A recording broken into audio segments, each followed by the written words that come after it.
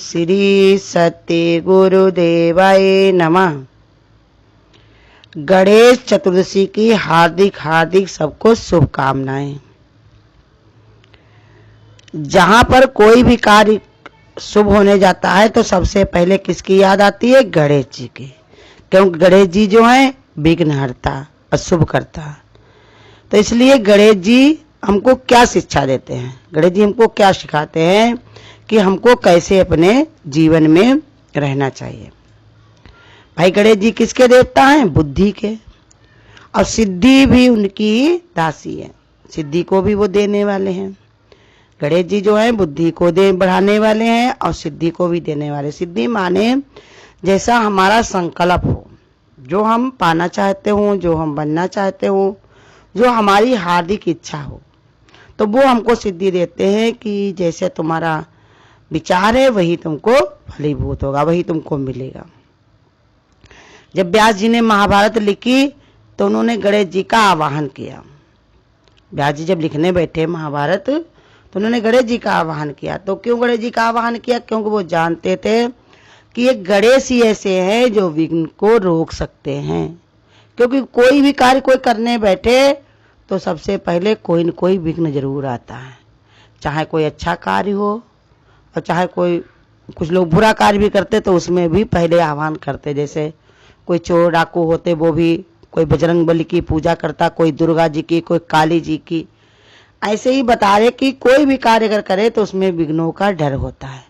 लेकिन गणेश जी जो हैं विघ्न के हरता हैं, वो विघ्न को हर लेते हैं। तो इसलिए सबसे पहले हर एक इंसान याद करता। ऐसे ही व्यास जी भी पहले गणेश जी को ही याद किया। उन्होंने उन्हीं का आह्वान किया कि हम जो ये समाधि में बैठ करके जो ज्ञान को हमने प्राप्त किया, भाई उस समय जो ज्ञान उनको मिला था, महाभारत उन्होंने लिखी थी, तो महाभारत के अंदर ही गीता का भी उन्होंने बताया। तो क्या उनको पहले से कहीं पर उन्होंने पढ़ा तो था नहीं, योग समाधि से ही उनको ये सब प्राप्त हुआ था कि क्या क्या होने होगा और कैसे कैसे सब कुछ उन्होंने जान लिया।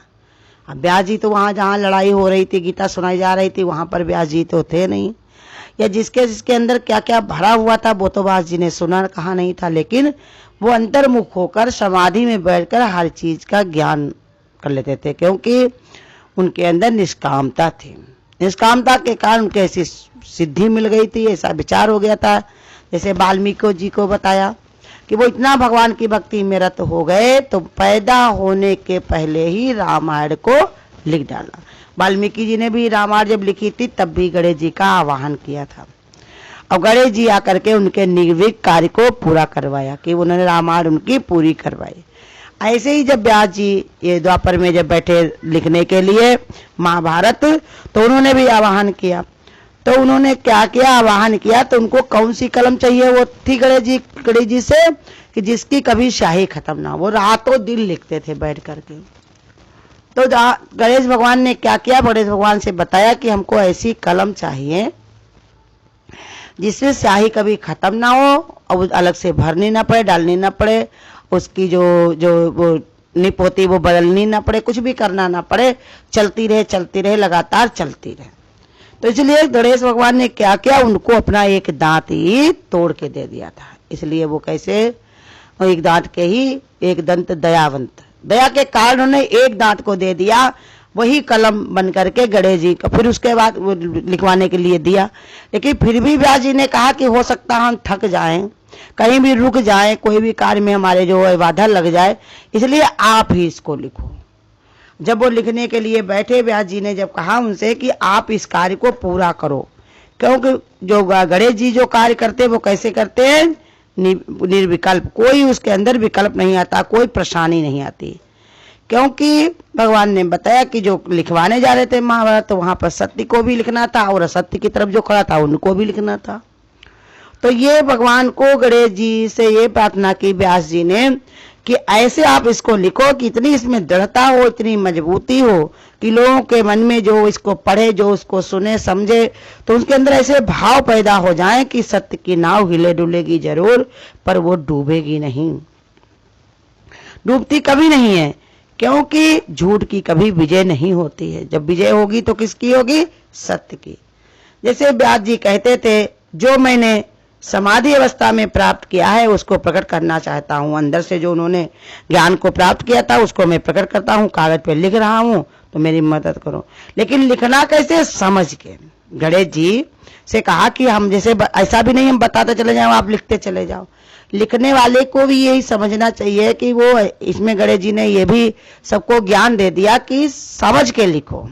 तो जैसे ही व्यास जी ने कहा कुरुक्षेत्र और धर्म क्षेत्र, उसको बताया कि राजा धृतराष्ट्र ने पूछा संजय से कि गीता में पहले श्लोक में ही कि कुरुक्षेत्र और धर्म क्षेत्र में क्या बता रहे हैं, कैसे करे, वहां क्या हो रहा, क्या क्या कर रहे हैं, हमारे पुत्र या पांडवों के पुत्र। तो वो द्वैत की बात थी, तो गणेश जी ने लिखी भी उसको। लेकिन वहां पर यह दर्शाया गया कि देखिए द्वापर में इतना बंटवारे नहीं हो गए थे कि सब अपने अपने बारे में चिंता करें, जैसे आज लोगों को अपनी ही चिंता है। जैसे ही शादी हो जाएगी वैसे पत्नी में सीमित हो जाते हैं लोग, पत्नी अपने पति में सीमित हो जाती। बच्चे हो जाए तो बिल्कुल ही भूल जाते हैं कि मेरे माँ बाप हैं या घर परिवार है। वो कहते हैं हमको इन्हीं को खिलाना है, पिलाना है, पढ़ाना है, लिखाना है, इन्हीं की मेरे पास पूरी जिम्मेदारी है। इसी विचार में अपना ही सब कुछ उसी पर लुटाते, मोह ममता में फंस जाते। लेकिन पहले ऐसा नहीं था, द्वापर में पूरे पूरे परिवार सब साथ साथ में रहते थे एक प्रेम से। लेकिन वहां पर भी कैसे धृतराष्ट्र के मन में आ रहा है कि देखो हमारे पुत्रों ने क्या किया और पांडवों के पुत्रों ने क्या किया, माने पहले ही उनके अंदर द्वैत आ गया।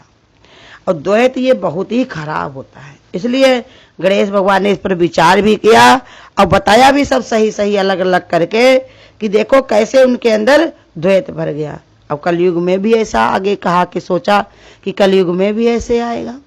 लेकिन एक बात उन्होंने ये भी बता दी साथ में कि जहां पर अधर्म होगा वहां पर धर्म की विजय जरूर होगी। कोई न कोई कहीं न कोई न कोई रूप बना करके आएगा जरूर। जो धर्म के रास्ते पे चलता है तो उसको रास्ता दिखाने के लिए, उसकी गाड़ी को आगे बढ़ाने के लिए कृष्ण जैसे कोई न कोई सारथी बन के आएगा जरूर, आगे उसको बढ़ाएगा जरूर। तो इसलिए कहते कलयुग के समय एक परिवार में बहुत सारे लोग रहते थे लेकिन ऐसा भाव नहीं होता था। लेकिन गणेश जी ने गीता में सुना और फिर लिखा कि शुभ कार्य के लिए जो भी भगवान ने कहा कार्य किए जाते हैं, जो सत्य को आगे रख करके शुभ भावना को डाल लेता है तो वो कार्य उसका श्रेष्ठ फल दिया जाता है, उससे श्रेष्ठ फल ही उसको प्राप्त होता है। इसलिए गणेश जी ने कहा कि देखो कुरुक्षेत्र और धर्म क्षेत्र, उन्होंने धर्म क्षेत्र लिखा, पांडवों के पुत्रों को नहीं लिखा। कहा कि धर्म का कार्य करने जा रहे हैं, इसलिए उन्होंने धर्म को बता दिया, धर्म को आगे कर दिया, धर्म को आगे कर दिया। जैसे धर्म के रास्ते पे जो भी चलेगा उसको विजय की प्राप्ति होगी जरूर। अब यही बता रहे क्योंकि जो गणेश जी हैं वो विघ्नहर्ता हैं। इसलिए जो भी गणेश जी को कोई भी कार्य किया जाता तो पहले उनको ही याद किया जाता। उनको वरदान भी मिला था भगवान से और सब देवताओं ने उनको आशीर्वाद भी दिया था गणेश जी को। जब उन्होंने अपने माता पिता की परिक्रमा कर लिए थे, उनके भाई जो थे, और उन्होंने दोनों लोग जब उनके बड़े भाई जो कहने लगे कि हमको जो है गणेश जी के आने से आप इन्हीं पर ज़्यादा सब लोग ध्यान देते हो, हमारा कोई ध्यान नहीं करता है, तब भगवान उन्होंने कहा कि भाई दोनों लोग जो है हमको दिखाओ कि कौन श्रेष्ठ है। कहा पूरे संसार की जो है परिक्रमा करो और सबसे पहले जो आ जाएगा उसी को हम श्रेष्ठ मानेंगे। तो उनके जो भाई थे उन्होंने पूरे संसार में परिक्रमा करने चले गए, लेकिन गणेश ने माता पिता की ही परिक्रमा करके वहीं पर ही खड़े हो गए। कहा बच्चे के लिए माता ही पिता पूरा विश्व होते हैं। पिता की छाया आकाश के बराबर है, पूरे आकाश की छाया पिता के बराबर है और माता का साया पृथ्वी के बराबर है, माता की गोद पृथ्वी के बराबर है। इसलिए माता पिता के उन्होंने परिक्रमा करके वहीं पर ही वो बैठ गए। तो सबसे पहले गणेश जी बैठ गए। तो इसीलिए जब उन्होंने बताया कि देखो कि गणेश जी छोटे उम्र में छोटे हैं जरूर, लेकिन उन्होंने कार्य कैसे किया, सोच कैसी है, उनकी बुद्धि कैसी है, सबसे तेज सबसे आगे। तो इसलिए उनको ये वरदान भी मिला कि कोई भी कोई कार्य करेगा तो पहले आपको ही याद करेगा। बिना आपके याद किए, भले बिना आपके सुमिरन किए, कोई कार्य किसी का पूरा नहीं हो पाएगा। और कहा कि विघ्नों को हरने वाले सुमी हो। और बताया कि गणेश जी का जहाँ पर कोई आवाहन किया जाता है तो वहाँ पर स्वास्तिका जरूर बनाई जाती है, जो बनाई जाती है। कोई फूल वो रोली से बनाता है, कोई चंदन से, कोई कैसे बनाता है। तो कहते हैं जहां पर जो होता है कि स्वास्तिका बनाई जाती है, तो स्वास्तिका का भी यही अर्थ है कि स्वा माने सुंदर, शुभ और अस्ति माने सदा। स्वास्तिका का यही अर्थ होता है कि जो भी कार्य करोगे वो शुभ होगा, अवस्थी माने सदा रहेगा। क्योंकि भगवान ने गीता में बताया भी है कि धर्म का जो कार्य होता है वो सदा सत्य होता है और सदा रहता है। जितने अधर्म के कार्य होते हैं वो हमेशा नहीं रहते। आज तुम्हारी बड़ी वाहवाही हो रही है, बड़े बड़े कार्य कर रहे हो, लेकिन हमेशा ये रहने वाला नहीं। लेकिन धर्म जो होता है वो इंसान के साथ में चलता, वही उसका साथी बनता। धर्मराज जब गए हुए थे स्वर्ग में तो उनको कहा कि हमारा कुत्ता ही हमारा धर्म है, इसको भी हम साथ में लेकर के ही जाएंगे। तो धर्म ऐसे होता है। तो कहते धर्म जो होता है वो सदा होता है, इसलिए स्वास्तिका भी बनाई जाती है। और इसमें ये भी बखान किया बताना होता है, भाव ये डाला जाता है कि जिसकी मनोवृत्ति शुभ होती है तो उसके कोई भी कार्य जो है बाधा नहीं लगती, सब निर्विघ्न होते हैं। उनका जो भी होता है वो सब अच्छा होता है, अच्छा होता है, अच्छा हुआ है और अच्छा ही आगे होगा। तीनों कालों में सब कुछ शुभ ही होगा। अगर साकार वृत्ति है, अगर शुद्ध वृत्ति है, सत्य वृत्ति है तो उनको भी जो है सब कार्य उनके शुभ ही होंगे। और स्वास्तिका के ऊपर क्या रखा जाता है? कलश। और कलश में क्या रखा जाता है? नारियल। नारियल किसका प्रतीक है? श्रीफल माने शुद्ध बुद्धि रूपी नारियल। ये बताया कि जब तुम भगवान का आह्वान करो तो अपनी बुद्धि को बिल्कुल शुद्ध रखो, शुभ रखो, अच्छा विचार करो। संसार की चाहना ना करो। संसार की चाहना क्या है? ये छूटने वाली है। शुभ माने अपने कल्याण के लिए, अपने उद्धार के लिए, अपने जो उन्हें सुधार के लिए भावना करो कि जो हम आज तक मोह ममता में फंसते हैं, प्रभु अब इनसे हम बहुत थक गए हैं, अब अपनी तरफ हमको खींचो। हे प्रभु हमको अपनी राह में ले चलो, अपनी तरफ बढ़ाओ, जैसा हमारे लिए कल्याणदायक हो वही कार्य करो। जैसे अर्जुन ने देखो भगवान से कहा कि हम तुम्हारी शरण में हैं प्रभु, जैसा आप कहोगे वैसे ही हम करेंगे। तो ऐसे ही बताया कि ये हमको शुद्ध बुद्धि रूपी ये कलश होता है। अब गणेश माने हमारे गुरु का विचार जो शुभ हमको देता कि गणेश का आह्वान कैसे है।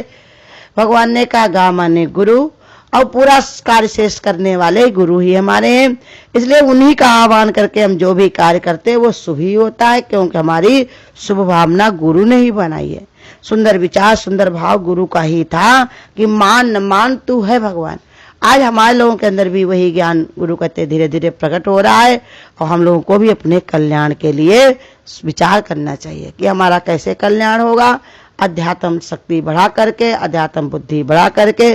और गणेश भगवान का भी अगर हम आवाहन करें तो यही विचार करें कि हमारे जो भगवान की भक्ति अगर कोई बाधा उसमें लगती है तो वो हमारी निर्विघ्न हो जाए और भगवान से मिलकर हम सब एक हो जाएं। हरिओम। अगर आपको आज की वीडियो अच्छी लगी हो तो वीडियो को लाइक और शेयर करना ना भूलें। आगे की वीडियोस देखने के लिए चैनल को सब्सक्राइब करें और नोटिफिकेशन बेल को ऑन करें।